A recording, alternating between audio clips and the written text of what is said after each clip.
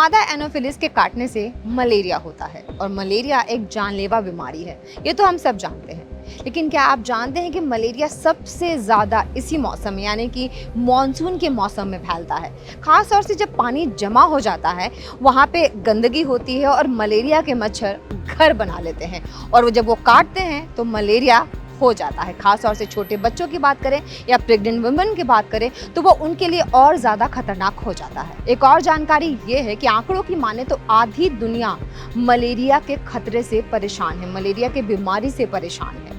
लेकिन जहाँ ज़्यादा गंदगी होती है वहीं मलेरिया के मच्छर अपना घर बना लेते हैं, इसलिए उनसे सावधानी बरतनी बहुत ज़रूरी है। अच्छा, एक और बात है, मलेरिया के कुछ खास लक्षण होते हैं। जैसे मलेरिया में अक्सर ठंड लेके बुखार आता है और बुखार एक निश्चित अंतराल पे ही आता है। यानी कि अगर आप टेस्ट भी कराने जा रहे हैं ना, तो अगर आपको मलेरिया है भी तो ज़रूरी नहीं है कि एक ही टेस्ट में मलेरिया निकल ही आए, क्योंकि वो एक निश्चित अंतराल पे आता है। इसीलिए ये ज़रूरी है कि जब आप टेस्ट कराने जाएँ तो अपनी टाइमिंग को ज़रूर ध्यान में रखें कि कब आपको फीवर आ रहा है और तभी आप टेस्ट कराएं, तो शायद ज़्यादा अच्छा होगा आपके लिए। अच्छा, एक और चीज़ है, इसमें मितली भी आती है, यानी कि वॉमिटिंग, नौजिया, सिर में दर्द होता है, कपकपी होती है और चिल्स के साथ, यानी कि ठंड बहुत ज़्यादा लगने लगती है और आपको 2-3 कंबलों का भी सहारा लेना पड़ सकता है। तो अगर इस तरीके के कोई भी सिम्टम है तो आप ये समझ जाइए कि मलेरिया का खतरा हो सकता है, तो डॉक्टर के पास ज़रूर जाएँ और सबसे पहले इलाज कराना शुरू कर दें। अच्छा, मलेरिया से बचने के कुछ खास उपाय ये हैं कि अब मौसम को तो हम बदल नहीं सकते हैं ना, मानसून आएगा, अच्छा भी लगता है,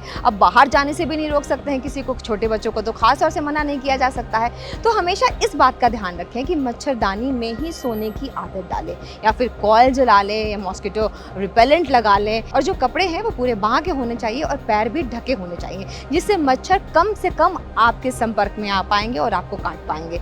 तो इन बातों का ध्यान अगर रखा जाए तो बहुत ही ज़्यादा अच्छा होगा। एक और चीज़ है, जो जल जमाव घर के आसपास है, कृपया करके उसका जल्दी से जल्दी उसमें मिट्टी भरवा दिया जाए। और ऐसा नहीं है कि घर के बाहर की ही जल जमाव की हम बात करें, कभी कभी ऐसा भी होता है कि आपकी कूलर में बहुत पानी भरा हुआ है और पुराना पानी हो गया, उसमें भी वो मच्छर जन्म सकते हैं। इसीलिए जहाँ भी आपको अनवांटेड वाटर दिखाई दे रहा है, घर में, घर के बाहर, कृपया करके उसको हटाने की कोशिश करें। घर में अगर किसी को मलेरिया हो गया है तो उनके मांसपेशियों में बहुत ऐंठन होगी, बहुत कमज़ोरी होती है, बहुत ज़्यादा प्रॉब्लम होने लगती है, लेकिन उनसे आपको डरने की ज़रूरत नहीं है। उनके संपर्क में आने से आपको मलेरिया बिल्कुल नहीं होगा, लेकिन हाँ, आपको उनका ध्यान रखना है। उनको जितना ज़्यादा हो सके एक सूखे कमरे में, यानी कि जहाँ नमी का कम से कम संपर्क हो, वहाँ रखना है। और जो घर में छोटे बच्चे हैं, प्रेग्नेंट वुमेन हैं, उनका भी ध्यान ज़्यादा से ज़्यादा रखा जाना चाहिए। वैसे भी छोटे बच्चे इतने नटखट और मासूम होते हैं, उनको नहीं पता कि कब कौन सा मलेरिया का मच्छर उनको काट जाएगा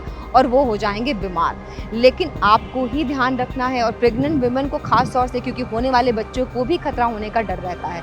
तो इससे एक और चीज़ है कि हम ये कर सकते हैं कि घर के खिड़की दरवाजे शाम होते ही बंद कर दें और ज़्यादा से ज़्यादा अपने आप को प्रोटेक्ट करने की कोशिश करें।